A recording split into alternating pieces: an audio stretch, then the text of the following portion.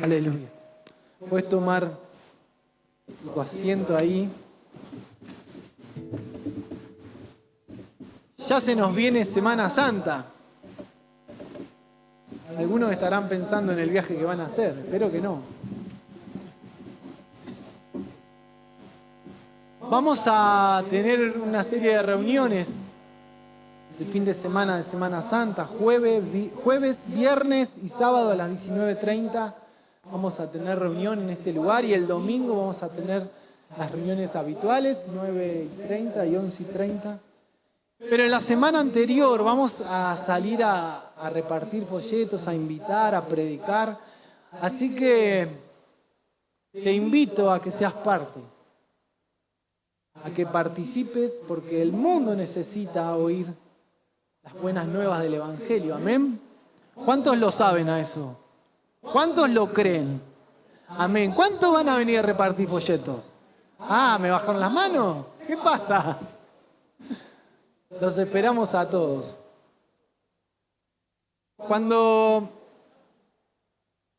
estaba preparando la palabra que Dios puso en mi corazón, les pedí a los chicos de cantar este himno. ¿Sabés que el himno Sublime Gracia es uno de los himnos cristianos más famosos? No solo cantado por cristianos, de hecho Elvis Presley lo grabó, por ejemplo, y así hay un montón más que no me acuerdo. Y fue escrito por un marinero inglés que se llamaba John Newton. Él nació alrededor del año 1725. No, nació en el 1725. En Londres. Y él era hijo de una mujer que lo llevó en el camino del Señor, le explicó la palabra, pero a los 7 años su mamá murió. Y entonces su vida cambió drásticamente y pasó momentos muy difíciles. Y fue una persona que se alejó de Dios, que pasó tremendas luchas, problemas de adicciones, de alcohol. En la biografía lo definen como que era un impío y un blasfemo, así que imagínate lo que sería su vida. Y él llegó a ser capitán de un barco que trasladaba esclavos. En esa época traían esclavos desde África hacia Europa y hacia América. Y una noche él estaba, supongo que en el mar yendo para Inglaterra, que es hacia donde él traficaba a los esclavos, y se levantó una grande tormenta. Y en la biografía describe algo que es muy loco. Dice que era tanto el viento, la lluvia y el sonido, y ese sonido se mezclaba con el canto de los esclavos. Y en esa noche él oró por primera vez pidiendo la gracia de Dios. Dijo, yo no soy merecedor de la gracia de Dios. Y ahí empezó un proceso que tardó 8 años hasta que él realmente se entregó al Señor.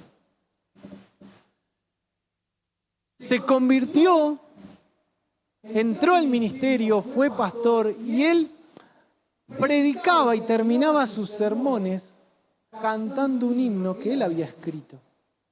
Y más o menos para el año 1773, él escribió el poema Sublime Gracia y lo cantó por primera vez. Y cuando vos mirás la melodía de Sublime Gracia, te vas a dar cuenta que está escrita en una escala que se llama la escala pentatónica, que son 5 notas. También se la llama la escala de los negros. Cuando llegaron los primeros esclavos a Estados Unidos, por ejemplo, ellos desarrollaron el blues, el jazz, música conocida, que toman de esta escala y la usan. Para que te des una idea, yo sé que muchos no saben de música porque les veo las caras.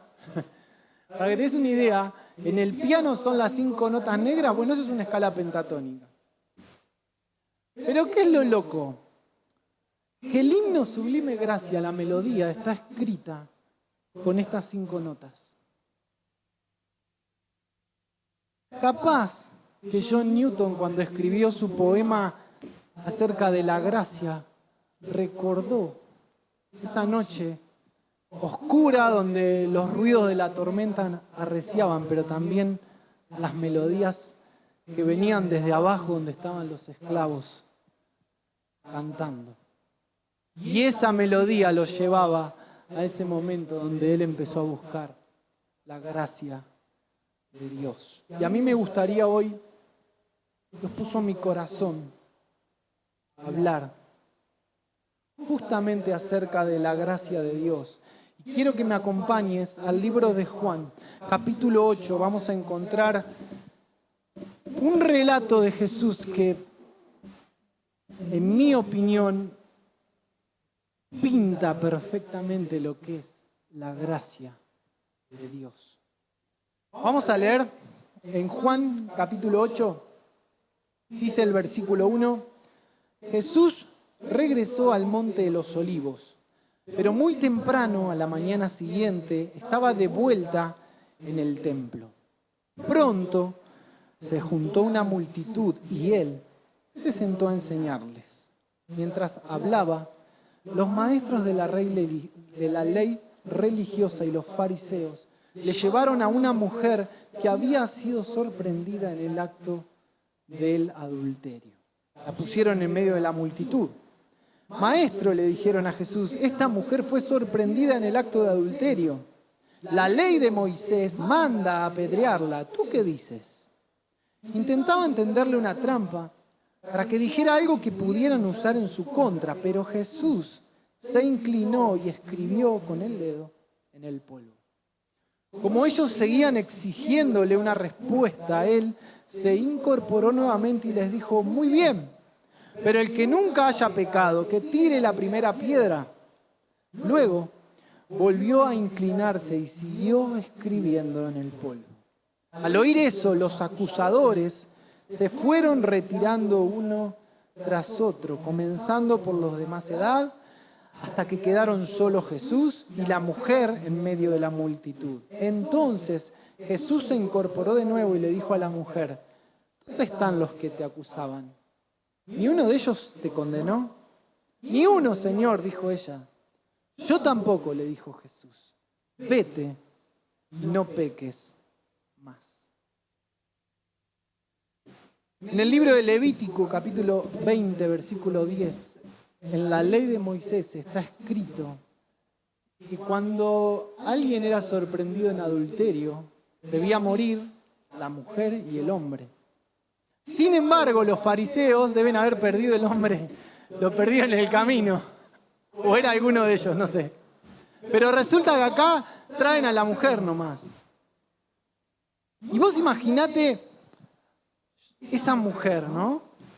Desde el lugar en que la encontraron, el camino hasta el templo, la cantidad de insultos, de condenas, de te vamos a matar, te vamos a apedrear, lo que le deben haber dicho. ¿Cómo puede llegar a ese lugar, ¿no? Una persona totalmente vulnerada, totalmente violentada. Llegan a Jesús con la idea de tenderle una trampa. Y la trampa que le tienden a Jesús es una trampa complicada. Porque Jesús, si había algo que había hecho en su relato, en su historia, en su caminar de predicar, era juntarse con los pecadores. Él dijo, yo vine a los pobres de espíritu. Él venía a salvar al mundo. Dice la Biblia que se juntaba con las prostitutas, con los pecadores, con los borrachos. Entonces, si Jesús aceptaba que a esa mujer se la condene, iba a estar desacreditando toda su prédica. Porque él hablaba de amar al prójimo, de amar al pecador. Entonces los fariseos lo sabían, pero por otro lado sabían que la ley decía eso. Y Jesús había dicho, yo no vine a derogar la ley, yo vine a cumplirla. Con lo cual, estaba siendo preso de sus propias palabras. ¿Sí? ¿Me siguen hasta ahí? Cualquiera de las dos decisiones que tomara Jesús era motivo para que los fariseos lo condenen. Y había una más. En ese tiempo, los los fariseos, los maestros de la ley, podían y actuaban sobre asuntos civiles del pueblo. Se los iba a buscar para que les den consejos acerca de algún asunto, pero el imperio romano era el único que podía ejecutar una condena a muerte. Con lo cual, si Jesús cumplía la ley, se estaba metiendo un problema con los romanos, o sea que estaba al horno. Y yo pensaba, ¿no? Cuando nosotros nos ponen en esos encierros, ¿no le pasa que lo primero que hacemos es hablar? Decimos algo por las dudas, hasta pensar un poco. Y Jesús se inclina y empieza a escribir. En la tierra ahí se inclina y empieza a escribir. Hay muchos comentarios. Algunos dicen que Jesús escribió los 10 mandamientos, otros dicen que Jesús estaba escribiendo los pecados de la mujer, otros dicen que estaba escribiendo los pecados de los fariseos. No importa lo que estaba escribiendo. La cosa es que Jesús se inclina, se pone a escribir. Y el versículo 7 dice que ellos se envalentonaron, fueron más a reclamarle. Vamos, decime qué hacemos. Fíjate, lee el versículo 7. Como ellos seguían exigiéndole una respuesta. Los fariseos le estaban exigiendo una respuesta a Jesús. Me lo imagino como que lo tenían arrinconado. ¿Viste cuando los boxeadores lo arrinconan contra un lugar? Ahí hay que pegarle porque no se puede mover. Entonces ellos estaban tratando de pegarle. Me los imagino con sus piedras ahí. Y entonces Jesús les dice, perfecto, vamos a cumplir la ley. Apedréenla. Pero el que de ustedes no tenga pecado, que tire la primera piedra. Les cambió el eje de la conversación. Y uno a uno, los fariseos, dice un detalle de color, dice desde el más grande hasta el más chico. Los que tenían más experiencia se dieron cuenta enseguida que estaban en falta. Todos se fueron. Y ahí en medio de la multitud queda Jesús con esa mujer vulnerada, golpeada, violentada. Y en este momento, cuando Jesús empieza a tratar con la mujer, se abre uno de los cuadros más maravillosos de gracia que podemos encontrar en la Biblia. Y Jesús le dice 4 cosas a la mujer. En primer lugar, le dice que se incorpora, mira alrededor y dice, mujer, ¿a dónde están los que te acusaban? ¿A dónde están los que te acusaban?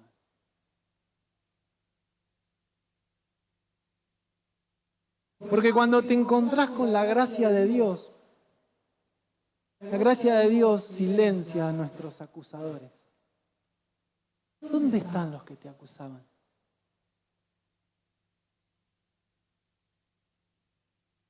Romanos 8:33. ¿Quién se atreve a acusarnos a nosotros, a quienes Dios nos ha elegido? Nadie, porque Dios nos ha puesto en la relación correcta con Él. Y hay cosas en nuestra vida que dan testimonio contra nosotros, que nos acusan. Nuestro pecado, nuestra historia pasada, cosas no resueltas.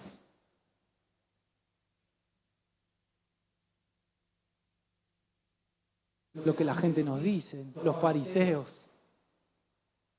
El mismo diablo, el diablo en Apocalipsis 12, cuando Dios condena al diablo, dice el acusador de los hermanos, lo define como el acusador de los hermanos. La historia de Job.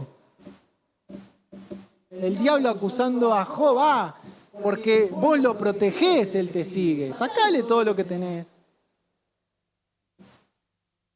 Y Jesús se incorpora y le dice a la mujer, ¿dónde están los que te acusaban? ¿Dónde están tus acusadores? Los tuyos, los míos, los personales. ¿Dónde están?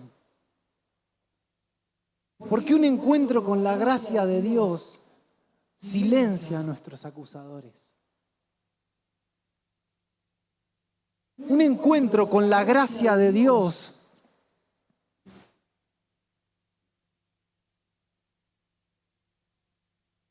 manda callar toda acusación en nuestra contra. Pero Jesús no se queda ahí. Va más allá y le dice, ¿ni uno de ellos te condenó? Todos los que te acusaban, ¿ninguno te condenó? Ni uno de ellos. Porque la gracia de Dios, cuando se encuentra con tu vida y con mi vida, revoca toda condenación en nuestra contra. Ese es nuestro Dios y esa es su gracia. Ni uno de ellos te condenó. Colosenses 2, 13 al 15 dice, ustedes estaban muertos a causa de sus pecados y porque aún no les habían quitado la naturaleza pecaminosa. Entonces Dios les dio vida con Cristo al perdonar todos nuestros pecados. Él anuló el acta con los cargos que había en contra de nosotros y la eliminó clavándola en la cruz. Y de esa manera desarmó a los gobernantes y a las autoridades espirituales, los avergonzó públicamente con su victoria sobre ellos en la cruz. Romanos 8:1, por tanto ya no hay condenación para los que pertenecen a Cristo. ¿Quiénes son tus verdugos? ¿Saben lo que era un verdugo? Me imagino que sí, era un soldado grandote que tenía un hacha larga, le ponían como un sombrero así triangular, como una máscara, y era el encargado de cortarte la cabeza. Era el que impartía justicia, el que si eras hallado culpable iba y te cortaba la cabeza. Ese era un verdugo.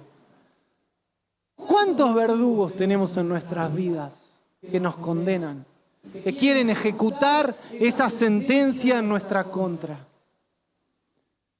Esos fariseos que toman esa piedra grandota y están esperando para sacudírtela. ¿Dónde están tus verdugos? Porque cuando te encontrás con la gracia de Dios, los que te condenan ya no están más. Porque en la cruz, el acta que estaba escrita en nuestra contra fue quitada del medio y clavada en una cruz.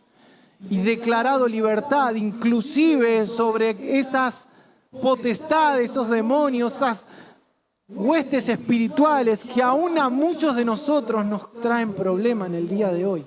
Y como cristianos, ¿a dónde están tus verdugos? Manfred decía, dime el nombre de tu carcelero. ¿A dónde están esos que te acusaban? Jesús se lo preguntó a la mujer. ¿Te imaginás esa mujer vulnerada, llorando, destruida? Y Jesús la levanta y le dice, mujer, yo no. ¿Dónde están tus verdugos? ¿Dónde están los que te acusaban? ¿A dónde están? Y Jesús va más allá, porque en la tercera cosa que le dice, ni yo te condeno, le dice Jesús. Y por ahí pensamos que es más o menos lo mismo, ¿no? ¿Dónde están tus verdugos? Y no, yo no te condeno. No. Que Jesús le diga, yo no te condeno, tiene una implicancia fundamental, eterna. Porque Jesús tenía el doble derecho de ejercer una condena sobre ella, porque Jesús era Dios. Y todo el pecado de la humanidad, Dios tiene el derecho de condenarlo porque nosotros hemos ofendido a Dios. Y Jesús le dice, yo siendo Dios no te condeno.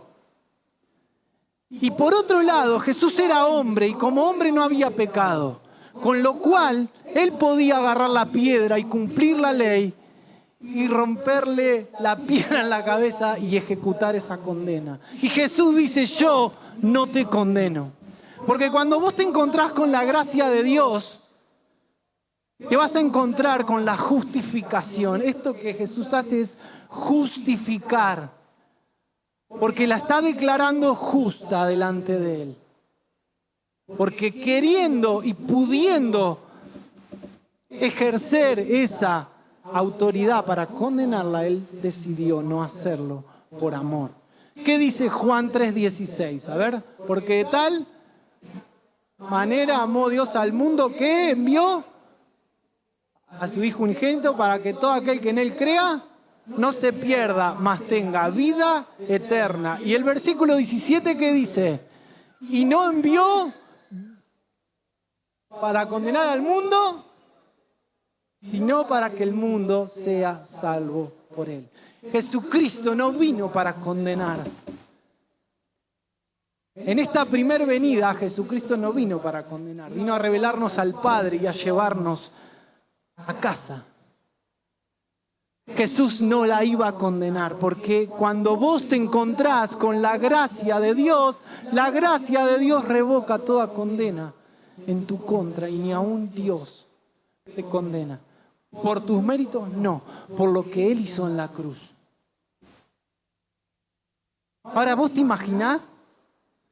Con todos estos verdugos que nos imaginamos hoy, con todas estas condenas, ¿te imaginás a Jesús mirándote como la mujer y diciendo, vamos, ni yo te condeno? Eso es gracia. Eso se llama gracia. Pero Jesús no la deja ahí. Porque Jesús trata con su vida también. Porque cuando vos te encontrás con Dios, no podés seguir siendo igual. Entonces Él la mira y le dice, vamos, vete y no peques más. Vete y no peques más. Porque cuando vos te encontrás con la gracia de Dios, la gracia de Dios te lleva a un compromiso. A un compromiso de amor por Él. A un compromiso de santidad por Él. A un compromiso de lealtad, a un compromiso de fidelidad y a un compromiso con Dios de entrega total.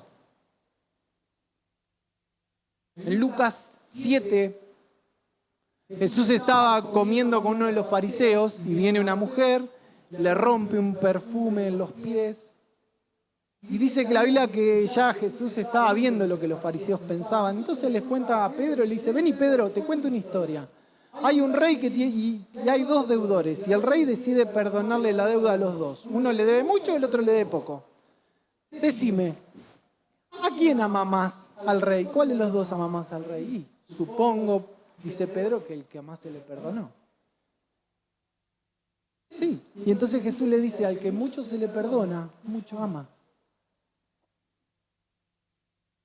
Porque cuando vos te encontrás con la gracia de Dios, la gracia de Dios no te deja igual. Te compromete a vivir una vida de amor por Él. Vete y no peques más.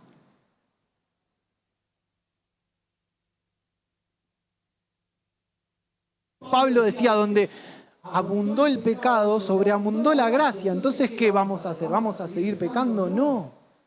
De ningún modo vamos a seguir pecando. Porque cuando nos encontramos con la gracia de Dios hay un compromiso de amor. Esa gracia, ese perdón, ese favor nos compromete para con Dios. Nos compromete a amarlo. ¿Qué es lo que vos y yo más amamos? Porque Jesús dijo, donde ustedes tengan el tesoro, ahí va a estar el corazón. Amarás al Señor tu Dios con todo tu corazón, con toda tu alma, con todas tus fuerzas, con toda tu mente, el primer mandamiento. Y el segundo, amarás al prójimo. Porque cuando vos te encontrás con Dios, con esa gracia, hay algo que te cambia. Hay un compromiso de tu parte. Porque fuiste perdonado, fuiste salvado. Un compromiso de santidad. Sed santos, porque yo soy santo, dice Dios. Un compromiso de lealtad. Jesús decía, ustedes no pueden servir a dos señores, porque van a amar a uno y van a odiar al otro o al revés. ¿Somos fieles a Dios en todas nuestras áreas de la vida? ¿A quién estamos sirviendo? Porque la gracia de Dios nos desafía a un compromiso de fidelidad para con Él. Filipenses 2. Haya pues en vosotros este sentir que hubo en Cristo Jesús, el cual él siendo igual a Dios no estimó el ser igual a Dios como cosa a que aferrarse, sino que se despojó a sí mismo, tomando forma de siervo, hecho semejante a los hombres, y aún en la condición de hombre se humilló para morir en la cruz por nosotros. Eso es gracia, y la gracia te compromete a una entrega total de tu vida.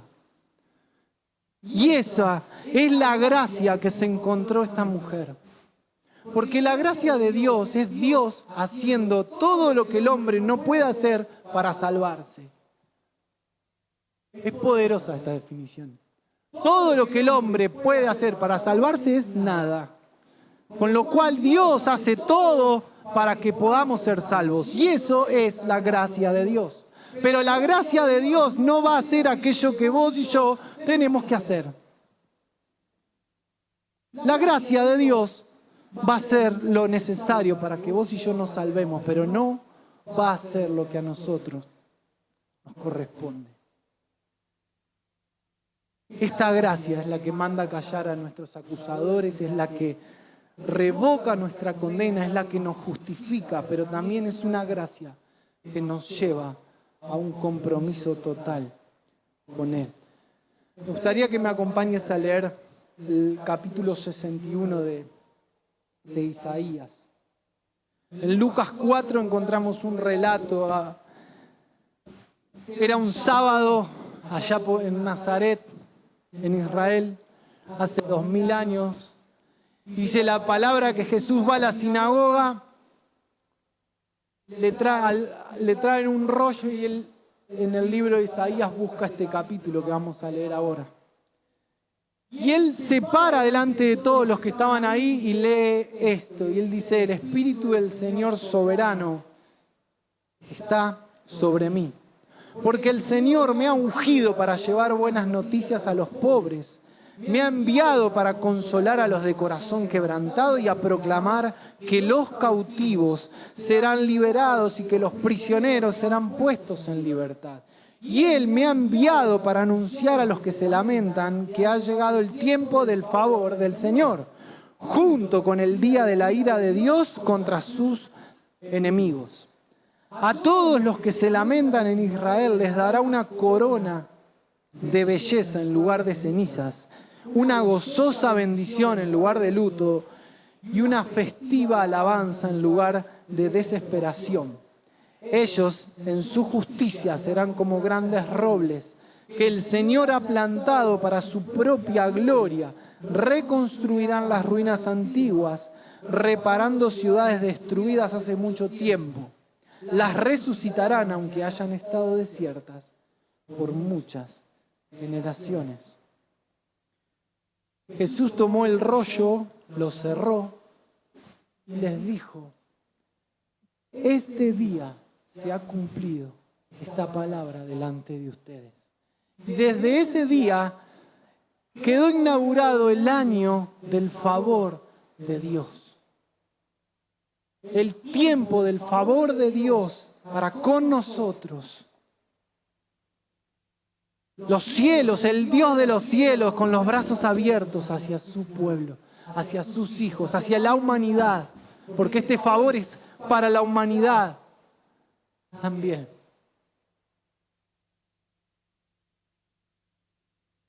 Cuando Dios puso esta palabra en mi corazón, me vino a que muchas veces nosotros atentamos contra esta gracia con nuestra actitud.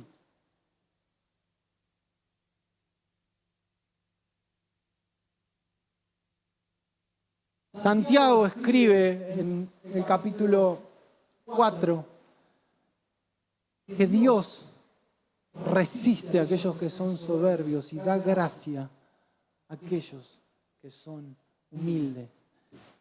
Y nuestra vida, nuestros años de cristiano, nuestro caminar, los logros, nos empiezan a cambiar el foco a veces.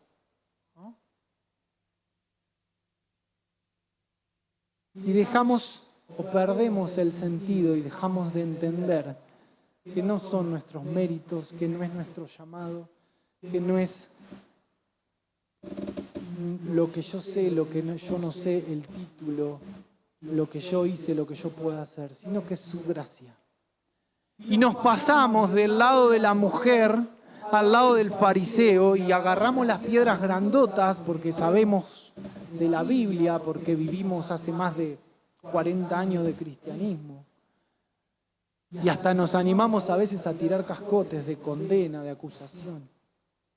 Y nos olvidamos que es gracia. Y la gracia es eso, es Dios haciendo lo que nosotros no podemos hacer.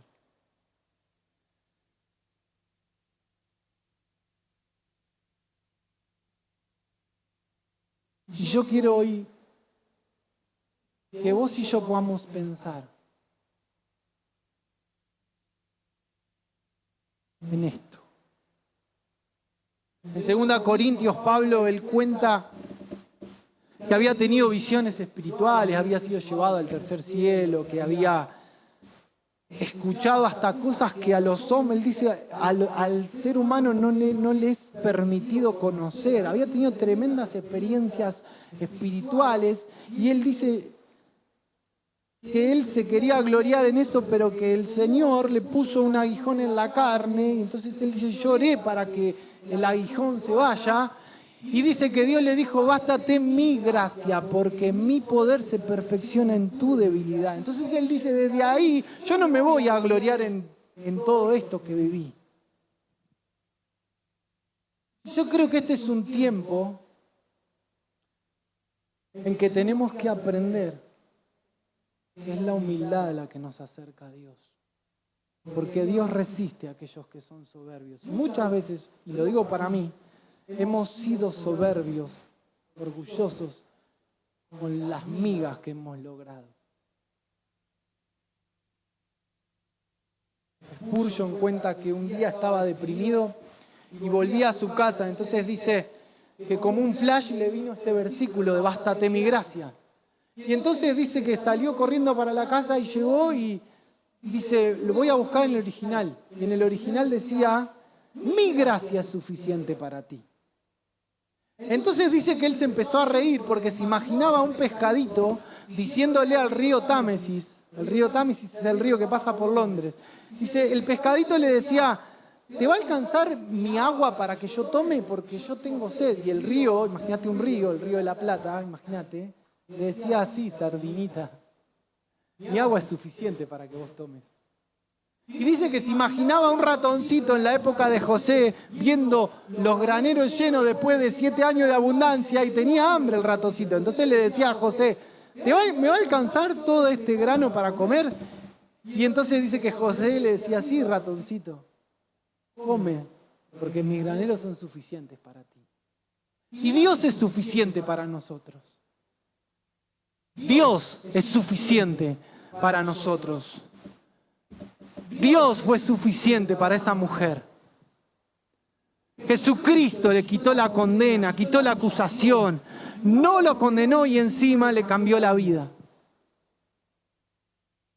Y creo que hoy debemos ser desafiados a volver al poder de la gracia. Porque no hay poder en nuestras reuniones, sino es el poder de la gracia de Dios. No son nuestros talentos, no son nuestros dones, es su poder y su gracia en nosotros. En 1 Pedro 1:13 dice, por eso, con la mente preparada para actuar y siendo sobrios, pongan su esperanza completamente en la gracia que les es traída en la revelación de Jesucristo. Poner completamente nuestra esperanza en su gracia. Yo les contaba hoy que hay 2 momentos en la vida de los capitanes de aviones, los comandantes de aviones, que son vulnerables, cuando recién arrancan su carrera, que hay un montón de cosas que no las saben manejar, situaciones por una cuestión lógica de experiencia, y cuando son muy viejos y se están por jubilar. Porque cuando son muy viejos y se están por jubilar, han vivido tantas cosas, que vuelan los aviones de taquito. Y esos momentos es cuando son más vulnerables a cometer errores y a generar accidentes. Está estudiado. Nosotros como cristianos, a medida que nos alejamos de ese día, que experimentamos esa gracia que nos cambió, nos volvemos como estos comandantes. Porque hemos experimentado tantos avivamientos, tantos momentos lindos con Dios, que vivimos una vida cristiana a la luz de fuegos apagados, de viejos humitos de avivamiento, y creemos que Dios sigue estando acá cuando Dios, infinito Dios, ya está en otro lado. Es por eso que debemos como cristianos replantearnos, pensar esto y volver al poder de la gracia. Esa gracia que nos encontró vulnerados, que nos encontró violentados, que nos encontró destruidos, pero que cayó nuestras acusaciones, que echó a aquellos que nos condenaban, que nos perdonó, que dijo yo tampoco te condeno, y que nos comprometió a vivir una vida de amor, de santidad, de compromiso y de entrega total con Él. Vamos a orar. Señor, en el nombre de Jesús, tú eres, Señor, el que nos está llamando. Tú eres ese Dios de amor con brazos abiertos que dice, vuelve al poder de mi gracia. Señor, yo quiero orar por todas esas personas que hoy tienen condenas en su contra, acusaciones en su contra. Aquellos que hoy están viendo cara a cara a quien los condena, al ejecutor de esa condena, Señor, para que puedan alcanzar tu gracia en este día, para que puedan experimentar tu perdón, tu amor. Señor, que puedan ver a ese Jesús que le dice, vamos, yo tampoco te condeno, levántate, vete, camina conmigo. En el nombre de Jesús, oramos como iglesia para poder volver a esa gracia que nos encontró un día en el camino y que nos cambió la vida. Esa gracia que es suficiente para todo lo que hacemos. No necesitamos nada más que a Jesucristo. No necesitamos nada más que tu presencia y tu persona en nuestras vidas. Aún oro, Señor, por aquellos que están siendo atacados espiritualmente, Señor. Para que la gracia de Dios revoque esa condena que en la cruz fue quitada. En el nombre de Jesús, Señor, oramos.